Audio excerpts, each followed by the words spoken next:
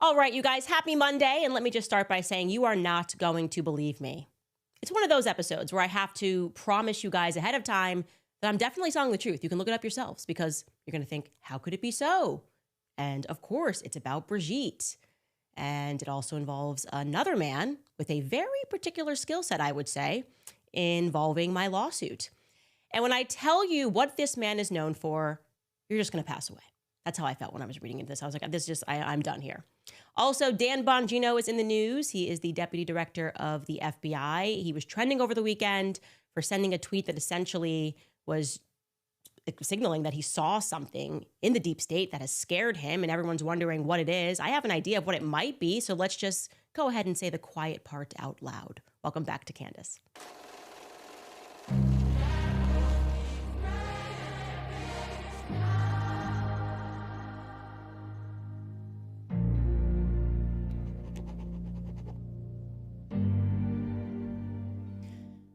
Very quickly, let's start with Dan Bongino, because there have been a lot of people wondering where his voice has been throughout all the Epstein stuff, in particular, because back when he was a podcaster, he had a very big podcast, he made it a very big deal.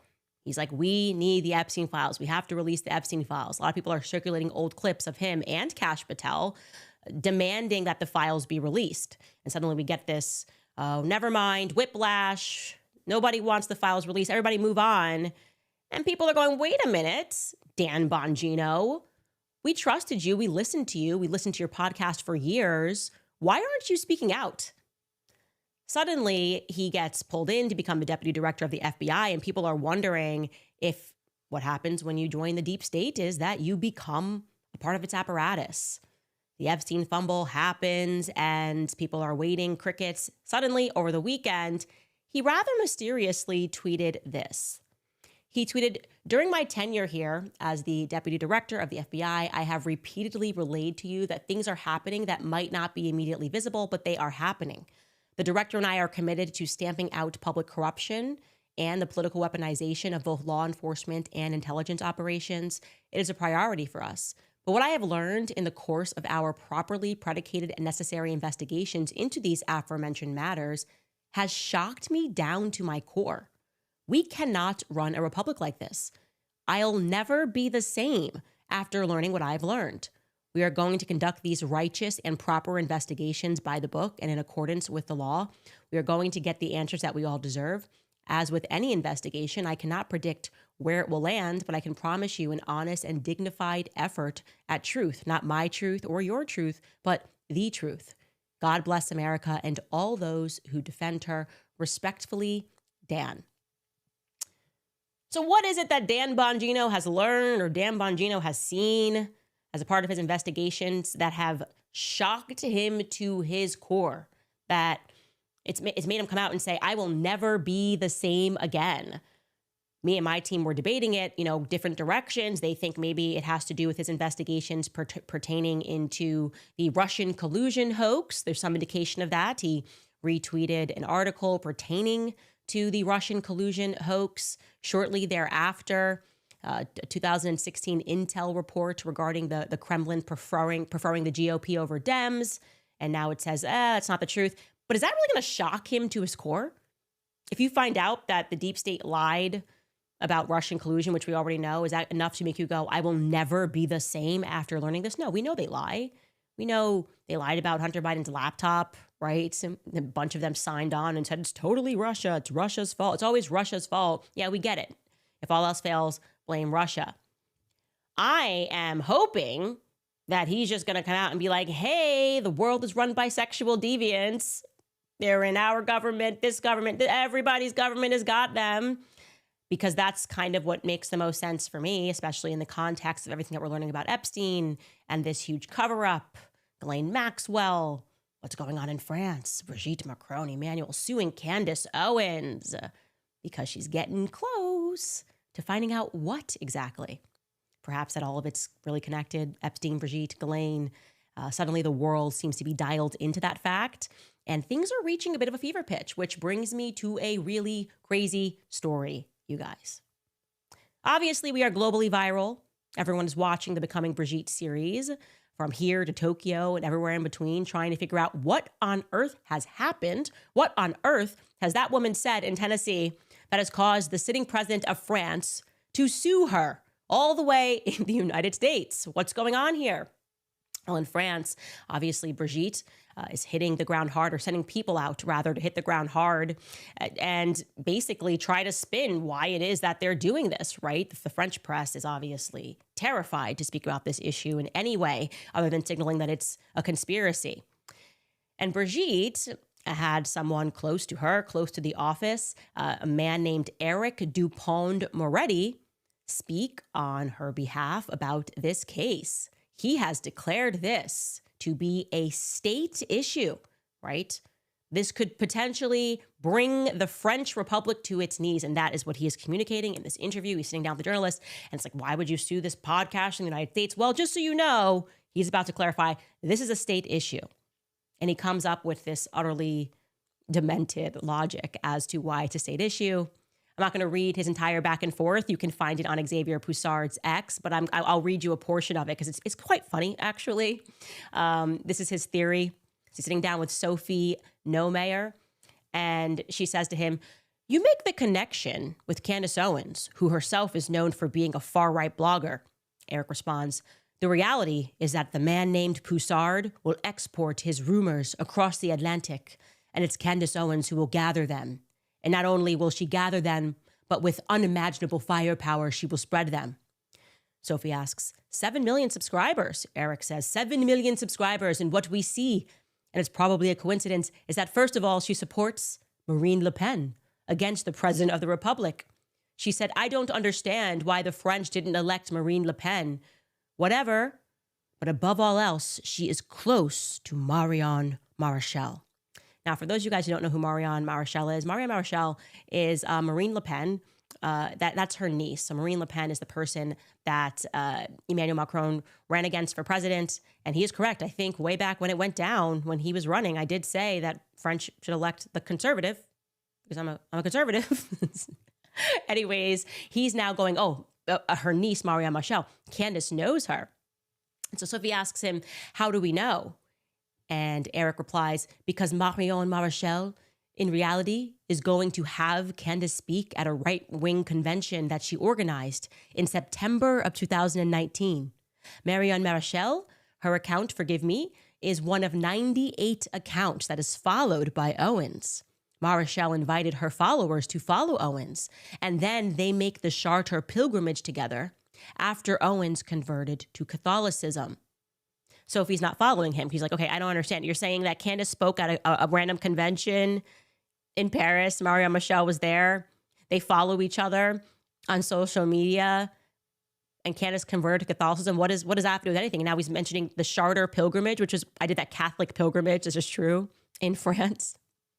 This is when he explains. She says, what do you mean, Eric? Eric responds, I mean that they know each other very well. I mean that they see each other, that they are close to each other. And I believe you see, madame, that there is no such thing as chance in life. As Paul Éluard said, there are only encounters. Okay, so he goes on to explain how through the Charter pilgrimage, somehow, because Marion Maréchal was apparently also on this pilgrimage. Now, I did not talk to her. I did not speak to her. It was like 26,000 people marching. And apparently she does it every year. I did it once after I converted to Catholicism, and I hadn't seen her or spoken to her or heard of her since 2019 when I met her at that event. But he's connecting the dots that Russia is somehow involved in funding the end of the French Republic through the Catholic Charter pilgrimage because they want to collapse Emmanuel Macron and install Marine Le Pen, and they want to end the Republic. Yeah, it's totally demented, okay? But more demented is who this person is himself, okay? Who Eric Dupond-Moretti is himself. Because you need to understand, this is not casual, okay? He is publicly representing that he's working with the U.S. attorneys that are suing me to help this investigation, and he is not an average lawyer, okay? Eric Dupond-Moretti, this signals that Brigitte is bringing in the big guns. He is the former Justice Minister of France, okay? So think of that as like the Attorney General of France, handpicked by Brigitte herself. And when she handpicked him, it caused outrage all throughout France. And if you want to know why, It's because, like I said at the top of the show, Eric has a unique skill set. In other words, the cases that Eric takes on as an attorney, the cases that he tends to intervene in, have a common theme. I'm going to briefly tell you about just a couple of these cases. You can look him up independently. I'm not painting a picture here. This is crazy. The first one is known as the Manouche affair. Okay, the Manouche affair refers to a man. His name was Dennis Manouche. He meets a young woman when he's young as well, a teenager. Her name is Lawrence. They decide they're going to get married and begin a life together. They immediately start having some children, okay?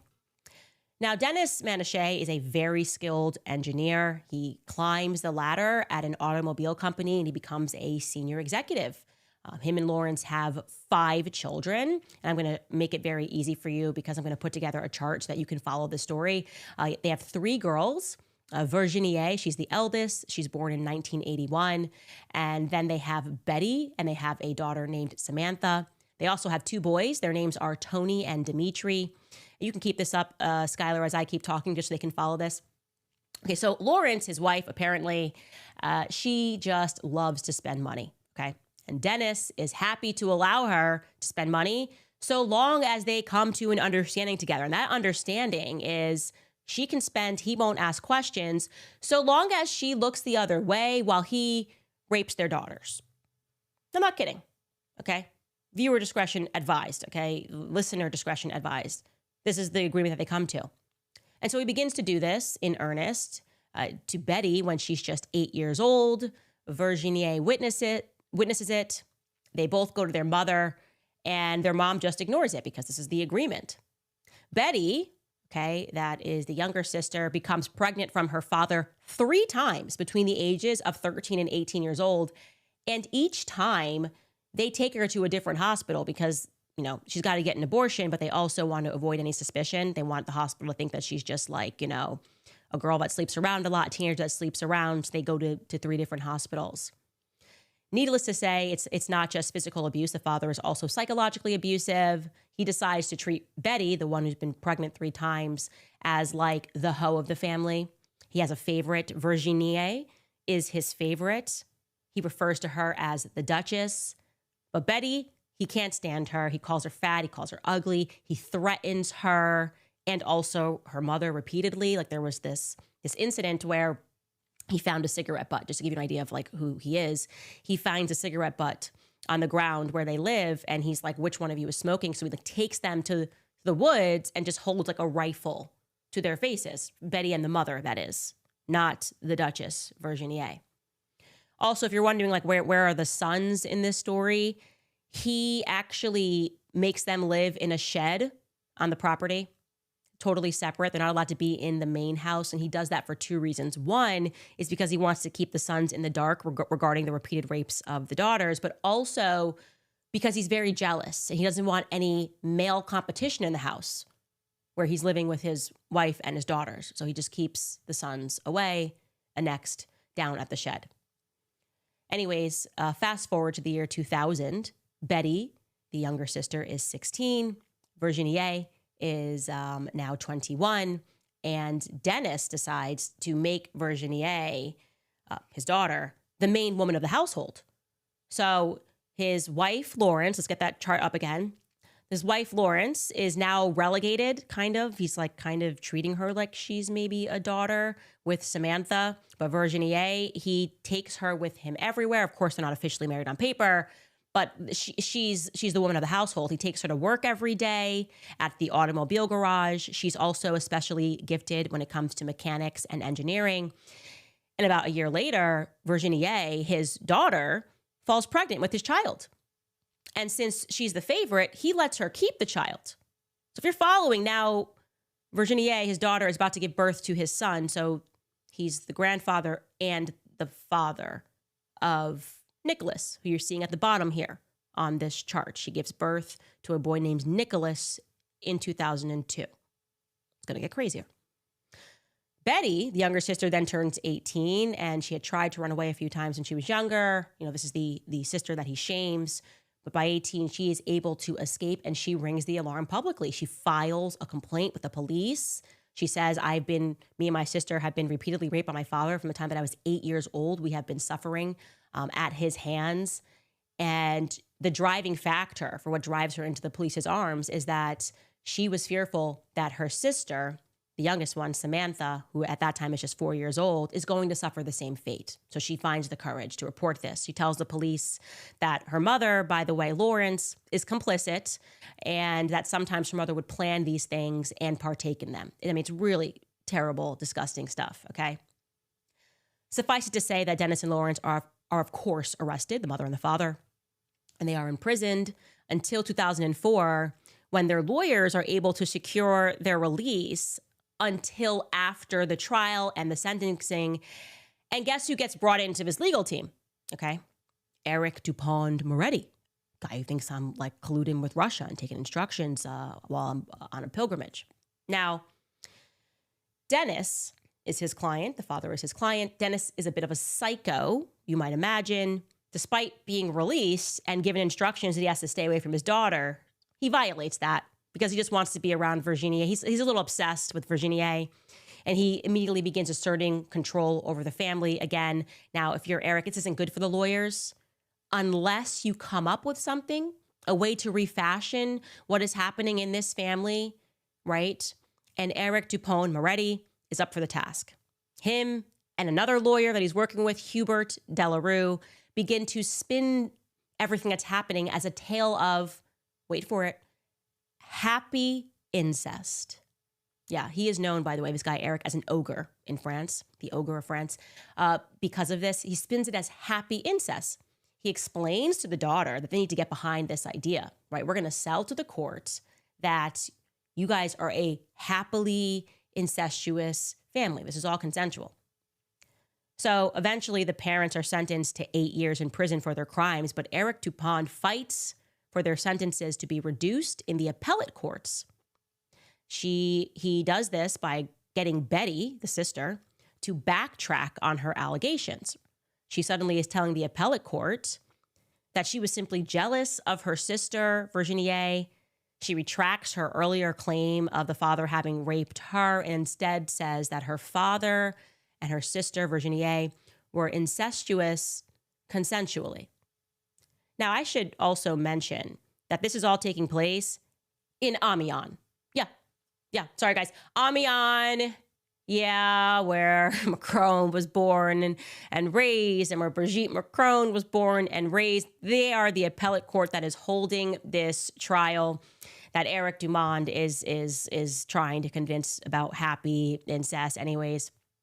And he's looking at this court and he explains to the court that this is actually a case of extraordinary love. Extraordinary love. I'm wondering if this is going to be part of the tactics that are used when Brigitte and Emmanuel come here for their case. Extraordinary love. That's what they told. We did learn, actually. They were an extraordinary case. It was a teacher and the student, and this was so compelling and extraordinary. Anyways, let me not get lost here. It works. The sentence is then reduced, consequentially, during the appeal trial in Amiens to just 5 years in prison, 3 of which he had already, which were suspended, Dennis Menachet had this suspended. His wife gets 1 more year than he does, which is kind of crazy, but that's because Eric Dupont Moretti also worked on this idea that really the wife is the one we should really be mad at because she wanted this relationship to take place. Now, if you're wondering why it is that Betty changed her story, it's because Virginie, her sister, begged her to, and her sister begged her to because it was the only way that she was going to get custody of her son back. Yeah, throughout all of this, they took Nicholas, the son. And Eric and the lawyers are saying, well, you want to see your son again? Virginie is going to Betty, and Betty is like, please. And she's like, please, Betty, just change your testimony. I just want my son. I love my son. And so Betty agrees to do it. She acquiesces. This is going to be according to her own testimony later. Years later, Betty writes a book called It Wasn't Love, where she recounts specifically how Eric Dupont was a special kind of demon. I'm paraphrasing here, but he's the one that helped to craft this narrative of consensual incest. It was him. And she is outraged by the fact that he is now going to become the Justice Minister of France. Now, if you're wondering about what happens thereafter to Virginie, it turns out that Eric maybe had it wrong. The incest was actually not that happy.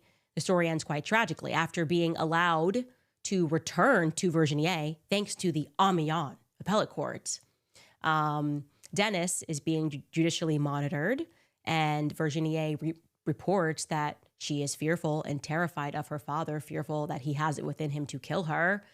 Fast forward to September of 2014, and Virginie works up the courage to leave her father with her son, Nicholas. She escapes, and Nicholas is her motivation. He's older now. She does this through a private organization that helps people that are impoverished plan their escapes. Thereafter, her employer, somebody that she works at the garage with, decides to help out. His name is Frederic Piard, and he houses her and her son. Dennis, throughout this, is hunting Virginie, right? Because he loves her. He loves his daughter, if that's what we're calling love. And on October 7th, 2014, after following her to Frederic's garage, he first shoots Frederic dead. Then he shoots his daughter, Virginie, dead. And then he turns the gun on himself. Frederic Piard obviously dies. Dennis Monachet miraculously survives. It's a botched suicide attempt, but then he is disabled. Years later, he appears at the new trial, now this time for a double murder. He's in a wheelchair. He's speaking through a type pad. I mean, how's that for happy incest? But you do have to imagine Betty's surprise when she learns years later that that lawyer, who she felt had really masterminded this whole happy incest thing in Amiens, was selected by a couple from Amiens, no less, to become the minister of justice for the entire country of France. And not only that, but while he's the minister of justice of France, similarly, Emmanuel Macron, remember when Emmanuel Macron gave that Legion of Honor award to Patrick Buey, the person who worked on Brigitte's face? Well, he also gives a Legion of Honor award to, and we have a picture here, Hubert Delarue. There's the minister of France buckling it onto him, putting it onto him, the lawyer who worked alongside Moretti to come up with the happy incest. He gets one too. Everybody gets a Legion of Honor. Everybody that gets a Legion of Honor that's doing good stuff for, I guess, the aims of the Macrons. Now, again, like if you are a person, you might be thinking, oh, this could just be one case. That's what defense attorneys are supposed to do. No, you're like way off, okay? It's never that when it comes to Emmanuel and Brigitte. It's always a pattern that's emerging. And certainly for Eric, he has a very unique skill set. He's interested in a very unique set of circumstances, incest, pedophilia. And I'm going to tell you another crazy story when we get back just from me mentioning our sponsors. Our first sponsor is Dose. Mornings in my house are insane. It's no joke. I got 4 kids, a million things to do.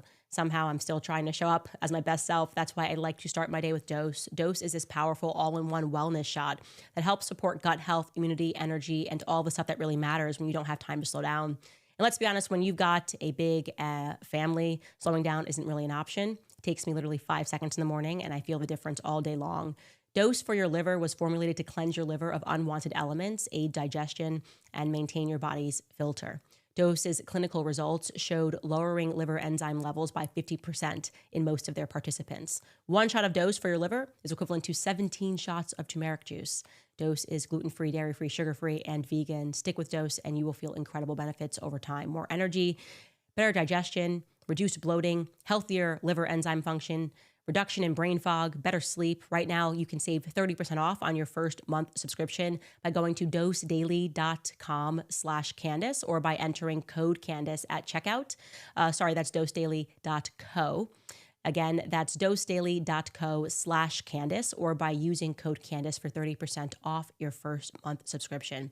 Also reminding you guys about 7 Weeks Coffee. You know I drink 7 Weeks Coffee. They're America's pro-life coffee company. They're on a mission to fund the pro-life movement, 1 cup of coffee at a time. They hit an amazing milestone, over $1 million donated to the pro-life movement. Now, you know why they're called 7 weeks coffee. It's because 7 weeks, a baby is the size of a coffee bean, and it's the same time that a heartbeat is clearly detected on an ultrasound. That's why they donate 10% of every sale to support pregnancy care centers across all 50 states, providing life-saving ultrasounds, resources for moms in need, and hope for families. And it all started with just one simple idea. Why not use your morning coffee to stand for life? 7 Weeks Coffee is more than a great tasting coffee. It's mold-free, pesticide-free, shade-grown, low-acid, organically farmed. It checks all the boxes. So go ahead and head to 7weekscoffee.com and you'll save 15% forever when you subscribe, and you'll also get a free gift. Plus, exclusively for my listeners, if you use code Candace at checkout, you'll get an extra 10% off, which means a 25% total savings on your first order, plus a free gift.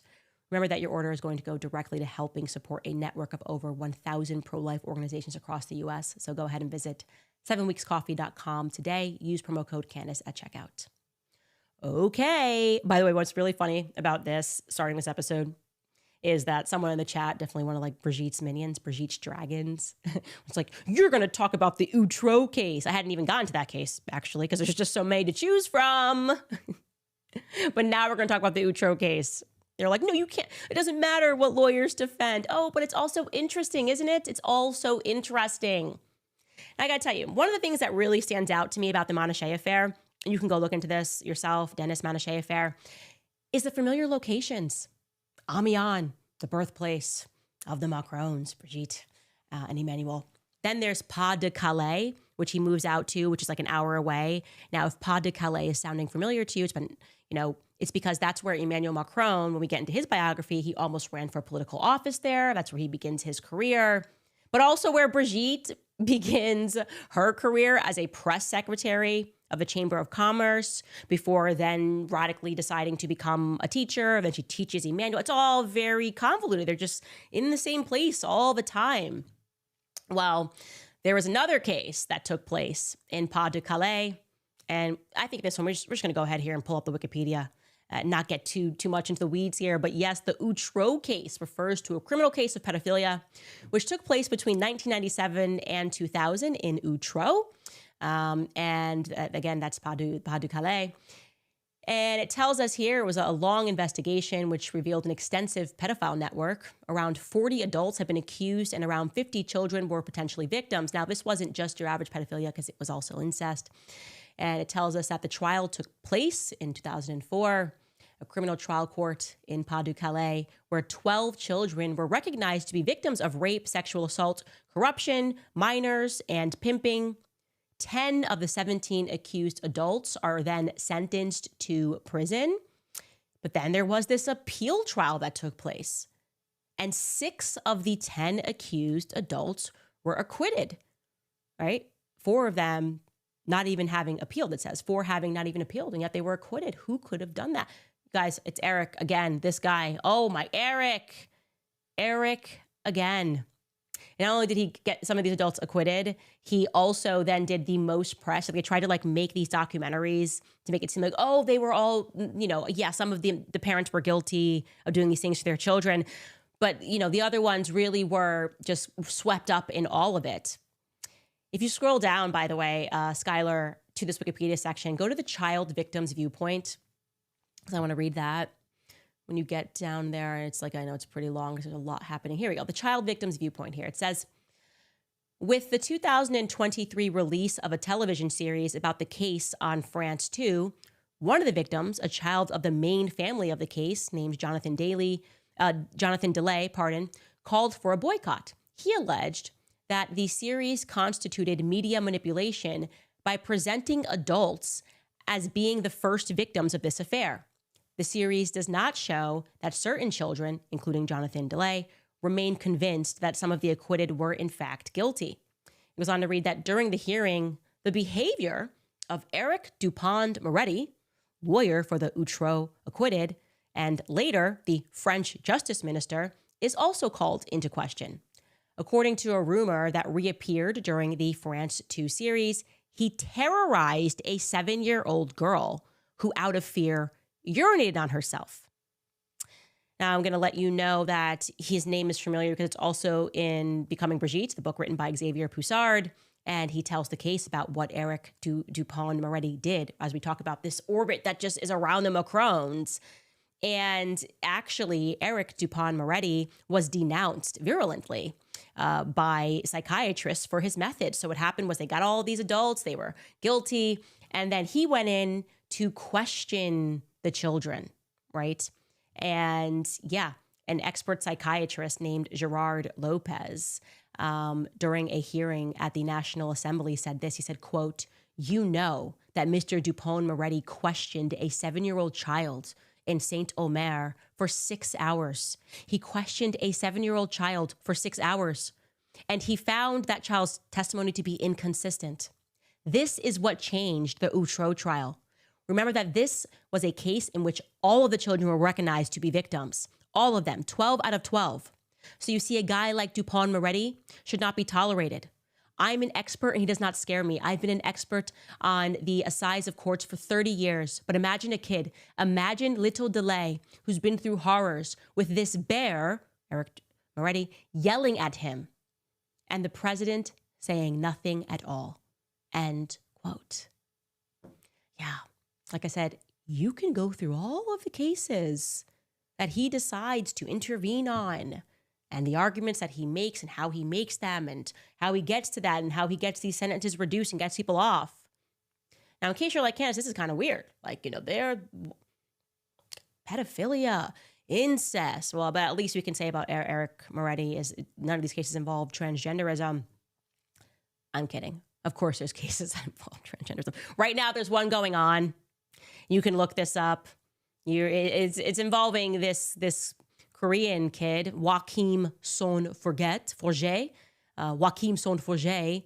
Well, that's his old name. Now his name is, her name is Ava Forget. Long story short, I'm not going to get in details here. This is a Korean boy who's adopted by a Frenchman named Bernard Forget. And his adopted father right now is being accused of raping and sexually assaulting minors. Now, why is that relevant? Because Joachim, when he was Joachim, was working with Macron. He's got pictures with Alexander Benalla. He was considered, like, I guess in the context of America, we would call it like 30 under 30. This genius Korean kid who was very much involved in the campaign, had a huge political future. Well, now he's Ava, and these are allegations. So we're not going to get too deep in it, but he's calling out Eric Moretti. He's calling out a network of people that he says know some stuff, know about stuff that's happening in France. So what are we to make of all of this? What are we to make of the fact that it just seems too impossible of a task for the Macrons to find someone to represent them, to be around them, to fund them into office that does not have a story or defending a story, a person that involves these themes? I feel like they're laughing at us. I feel like this is like kinky for them. Like this is like an exhibitionist sport. Like they want to get caught. They just want to see how far they can push the envelope. Why would you then make this guy the justice minister? Is there nobody else available in France? And yeah, people rioted because of his track record here. But now you're involving him again in this case in America. And you have the audacity. You have the audacity to put in your filing against me. How dare she imply that our network, the syndicate, what is the exact verbiage, Skylar? Oh, Owens supported these claims of violence and criminality with statements that the Macrons are surrounded by criminals, pedophiles, an extraordinary syndicate. Yeah, I would say the people that surround you are extraordinary. Brigitte, you can't even pick out a carpet without the person who designed the carpet getting swept up into a pedophile scandal. Oh, I didn't know. Oh, merci beaucoup. Oh, I don't know what's going on. I didn't know. I had no idea. It's just everyone around us. It's not us. I don't know. Everyone around us is involved with these themes. And what's going on? Oh, okay. Yeah, I mean, yeah, sure. He was 14. Now we're saying 15. We're in the law for lawsuit's sake. When you guys were first running, you said 17. Then it went down to 16. Now we're at 15. I think with this lawsuit, we're going to get you to 14 because that's the truth. Yeah, sure, Candace. Yeah, whatever. He was on stage. He was so beautiful. This boy, he was so intelligent. Yes, I fell for this boy who happened to be 14 and it's weird. Whatever. But no, me? No. There's nothing weird about me. Nothing weird about my wig. That's what they're doing. right now. And it just feels like a form of exhibition. It feels disturbing, and it's gotta be like, he must like the attention. I was asking myself this question. I was going, okay, you get away with it, right? You're a teacher. You mac on your student. You're so disgusting that his parents move him away. You admit that in a lawsuit. Why would you admit it in a lawsuit, right? You get away with it. You marry this kid who becomes an adult, and you marry him at this weird ceremony, which we haven't even covered that. We'll have to get that in our series 2, in our second season of this. Why then aspire to become the first lady? Like, what's that? That's what I mean when I say it's like there's something about this that has to be kinky for them. Because if you got away with it, wouldn't you just like disappear and be like, yay, I got my student? No, they're like, nope, got to be the first lady. And I need to be worshipped. And now I need to sue. And I need to be so funny when I sue that I have Eric Moretti doing the rounds, being like, this is ridiculous. Even though he like literally involved himself in cases where it wasn't even a question. It's like, yeah, no, this actually was pedophilia. This absolutely was happening. And it's in the same region that Macron and Brigitte grew up and started their careers. But nothing to see here. Candace is deranged, unhinged. No, there's nothing to see here. I don't know. What do you guys think? I think it's, I don't know. I just think we're pulling out a thread, and a lot's about to be revealed. And maybe Macron wants it to be. Like, maybe Emmanuel Macron wants it to be. Maybe, like, there's something masochistic about it for him. And he wants it to be revealed. He wants people to know. Like, he's like, I don't know. We're going to see, though, obviously, because I am positively thrilled about this lawsuit. And I do want to say this to Claire Locke, Tom Claire doing the rounds on CNN. Is the money worth it? I got to ask that question. I think it's fair to ask that question. Like, I don't personally, like, I'm looking at everybody sideways in France that's involved with this couple. I'm not looking at Tom Claire sideways. I know what this is. You're American. This is about the cash for you, right? You're making a lot of money doing this. But at a certain level, is it worth it? You know? Like, if I'm a lawyer, there has to be cases that I say I'm not going to get involved in. And when you look into this story, and I know you have watched every minute of this series, and I know that you are aware of how many people just keep oopsie falling into pedophilia scandals that are surrounded by the Macrons, and I know that you are aware of how old Macron was, despite what she's telling you. Is it worth it, Claire and Locke, to have this be your legacy for a little bit of money? Because it's going to be your legacy. We're going big here, right? I'm not backing down from this. You know I'm not going to back down from this. How do you look at your kids at night? What are you protecting? What are you fighting? I just wish people didn't have this attachment to money. And I guess it's because I don't. Like, I would rather literally die than defend a network like this. I would rather die than take phone calls, as Eric suggested. He said he's working with the legal team in the U.S. He's aiding their investigation. I would rather die than take a phone call from Eric, personally. Like, we are not working together on anything, you little weirdo. Like I said, go through his Wikipedia. Go look at all the cases he involves himself in. Who is this guy? Who is this guy? And why is Brigitte selecting him to get involved in this case? You ask yourself that question. We don't know the answers. All we can do is ask questions. All they can do is try to shut us up. Anyways, it seems like he is very much trying to move the goalposts now. He's out there, and people are tagging me like, well, Macron says that France is going to recognize a Palestinian state. Oh, look at me. Yeah, right, guys. Come on.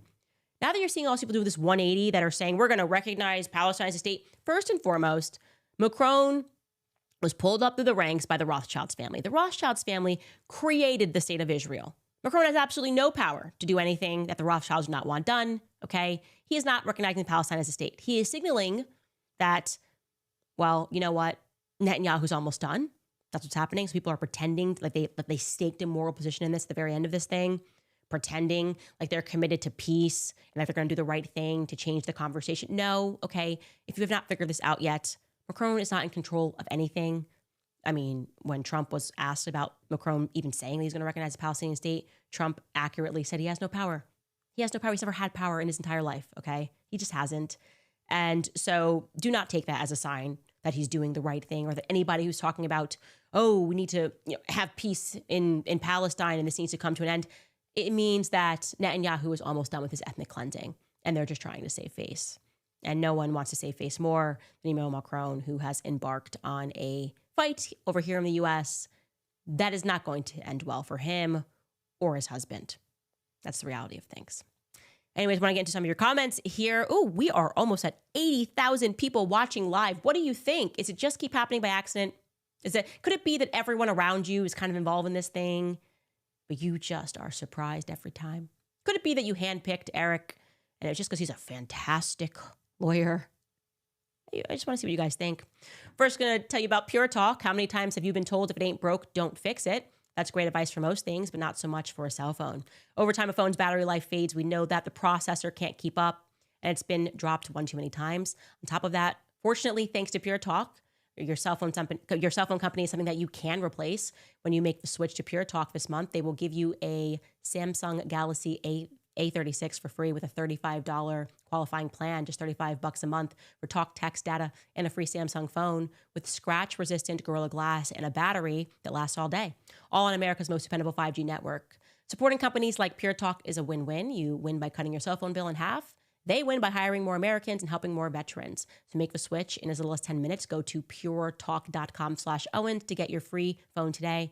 Again, that's puretalk.com/Owens to switch to my wireless company and America's wireless company, which is Pure Talk. Also reminding you quickly about American financing because costs are in fact on the rise for everything, gas, groceries, home repairs. If you're a homeowner, you've probably thought, should I maybe call American financing and try to refinance and pay off this credit card debt? And then you maybe stop yourself because you're enjoying a low mortgage rate. But the reality is that that low rate means nothing if you're drowning in credit card interest at 25% or more. There is math on that most people don't want to face, but it is indeed costing them thousands. Here's the truth. If you're only making minimum payments, that debt is going to follow you around for years. That's why people are calling American Financing because they're saving customers an average of $800 a month by using their equity to finally break free from credit card debt. You owe it to your family to see what's possible. There are no upfront fees. There's no pressure. It costs you nothing to find out what you could save every month. And if you start today, you may be able to delay 2 mortgage payments. So don't wait any longer. Call American Financing today. The number is 800-795-1210. Again, that's 800-795-1210, or you can visit americanfinancing.net/Owens, americanfinancing.net/Owens. All right, guys, here's the thing. People in the comments are like, they do call him Eric the Ogre. I'm not kidding. He does look like an ogre. Probably going to sue me for saying that. But that's defamation. So I'm not an ogre. I just do ogre-like things. Here is the thing, Eric. I know you're watching. Said you were going to investigate me, but I investigated you first. I might. You won't find any of that in my past. As you drum up this ridiculous theory, I got to like mile 37 of the pilgrimage, and then like Putin popped out. He's like, "You ready for your instructions, Candace?" This is the Orthodox Catholic pilgrimage. The Orthodox are giving us instructions. What are you doing? What are you doing? Circling the wagons. You guys are so crazy. You're completely deranged. I'm interested in this. I want to know what the heck is going on in Paris. What has been going on probably since the French Revolution, if we're being honest. It's so gross. And I think all of you are sick. Really, that's my opinion. I know you don't understand this beast that is America, where we can just say that. When I can say, "You sicken me." Or I can say, "You're all a bunch of perverts. You too, Eric. I believe you are a pervert. Pervert Eric. Ooh, what are you going to do? Oh my God, no. What are you going to do next? Sue me some more, sue me harder." Put together 200 pages of, really, the whole thing is just out of context statements that I've said. They don't even put a full statement. Like nowhere is there a full sentence. It's just like a couple of words. And then they kind of make up their own sentence. I'm looking forward to this. I want to talk to you about your interest in these specific cases that you take on that all happen to be in very familiar towns and departments of France. Anyways, let's get into some of your guys' comments. First and foremost, we have Lovey Dovey. Lovey Dovey writes, "I was in," and thank you, Lovey Dovey. That is a huge amount of money that you just gave us. That's very kind of you. "I was in different areas of France a month ago. 90% of local people I ask think that Brigitte was born a man. They call her Jean Brie. Yeah, I know. They hate me because I made the case bigger. But let's not forget they're not suing Xavier Poussard. My series is based on Xavier Poussard's reporting. And the reason is because this filing was just meant to be PR. They were trying to stop the thing by putting together a ridiculous filing, accusing me of all sorts of things I didn't do, all because I just told the truth about their past. Like I just told you the truth about Eric. What's he going to do? Like you can look this up on Wikipedia. I'm sorry that's the cases that he's interested in. I don't know. He's carved out a very particular niche. Rose Kisiel, by the way, also thank you. That is a huge donation. God bless you and may the truth continue to come to light. Christ is king. Indeed, Christ is king. And if you are a liar, you must hate his kingship because it represents truth. Will Wallace writes, I'm also a sponsor. I'm going to sponsor you right into winning this case. We have to let the world know not to mess with Americans, especially our women and children. Thank you guys. And we have seen this just definitely an uptick in donations. People that are like, take our money, want to help you fight this case. You know, I always want to be, if I ever come to you and I say I'm putting up a GoFundMe and I need the money, I want to make sure I really need the money, you know. And right now, we're obviously looking and shopping with lawyers. We do not really need the money at this moment. It's very early on, but I know that the process is supposed to be the pain, that they want to drag this out. I can't see them wanting to make it to discovery. I just don't see that happening. I think they'll fake kill Brigitte first. Like they'll be like, oh, Brigitte passed away from stress because of what Candace did. Oh, nobody can talk about her being a man anymore because Brigitte's gone. You know, this is terrible. That's what I'm more likely that would be the conclusion. I feel like that's way more likely than them going through discovery. Right? Maybe I'm wrong. I don't know, but that's my instinct anyways. Yeah, I mean, obviously supporting us, signing up on the website, all of those things, it's how you can support us. And also I want to feel like I'm giving you something back. So that's why I say go to CandaceOwens.com so you can join the book club. If you want to join the book club, it is amazing. We're beginning the Assault on Truth next week. But for those of you guys that give, I'm just incredibly blessed and grateful to all of you guys for recognizing the fight. Tim Morgan writes, to help with legal fees. Love you, Candace. $20. Thank you, Tim. Supreme Steve writes, I hope you legally kick Brigitte right in his phantom balls. I actually don't, in my honest opinion, I don't know that he's had his balls removed because of that notorious bathing suit picture. Basil Beshkov writes, let them eat fromage. Contraband, Zyra writes, they're trying to flex, but no poker face, keep going. Will writes, a lot of trolls in here. Can't be that many people asleep on Candace. Must be Macron bots. Yeah, in the live chat, they were like, how dare you discuss what Eric Moretti is bravely defending. Don't even think about it. It would be so wrong of you to discuss it. Hey, you investigate me, I'm going to investigate you right back. I like investigations. What did he expect? Come on. What are you guys doing? Come on. Luke Hasley writes, I noticed my husband, who often shakes his head at my conspiracy theories, is engrossed in my copy of Becoming Brigitte. You are truly changing minds one truth at a time. Guys, I always say this, but I'm grateful, but this was the courage of Natasha Ray, Amandine Roy, and of course, this work that was done by Xavier Broussard in presenting this trove of evidence, years of his life they dedicated. Xavier Broussard and I, you know, we're like friends now. When that theory dropped about Putin's instructions in the Charter pilgrimage, we laughed so hard. I said, this can't be real. And I had a call with him this morning, and, you know, we're not done here. In fact, this is just only making me more interested. And now the whole world's paying attention, and I don't want to let the whole world down in the same way that you didn't want to let, Dennis down, pervert. The Gen Z Compass writes, God bless you, Candace, for your tenacity. It's commendable. People are watching from Nigeria. Love that. West African countries such as Burkina Faso have been battling French media and their propaganda. Thank you, Africa. You guys are always looking out. You guys have been actually watching the show. You guys have been Candace's for a while. I got to get out there. I got to do an African tour. But yeah, there is a lot that is being uncovered here. Anwar writes, Macron just recognized a Palestinian state. They obviously did this to distract from your reporting. Just tell Macron that you'll lay off of his husband if they force a ceasefire and aid in Gaza. It won't matter. Like I said, I think that this was all planned, what's happening in Gaza. The plan is close to being over. We have obviously Netanyahu on camera saying we need to hit them so hard that the Palestinians can't go home. And that's what they've done. And so now they're all going to pretend, in Trump included, that, now it's about we're going to establish peace after we've already ethnically cleansed the region. And essentially it looks like a controlled demolition happened here. Now we're going to say we're ready to move on, and we're going to move in Israelis and turn it into a beach town. And let me just say this. It is incumbent upon us to teach our children what happened there. It is incumbent upon us to not allow the media, not allow their textbooks to try to delude them into thinking that what happened in Palestine is because of October 7th. We were not going to let the memory of the hundreds of thousands of people that are missing in Palestine be forgotten. This is now like a word of mouth thing. And any person that decides to vacation at that eventual beach town that Israel will be controlling, the venom that we should direct towards an individual, They will be the filth of our society. A person that is invested, that visits, that posts a photo of them chilling at a beach in Gaza that is now controlled by Israel. They deserve our venom into perpetuity. Like I am disgusted thinking about that eventual predicament that we know is coming. And we are the ones that are going to be in control in looking at those individuals like they are the absolute filth of our society, because they are. They are. That's the reality.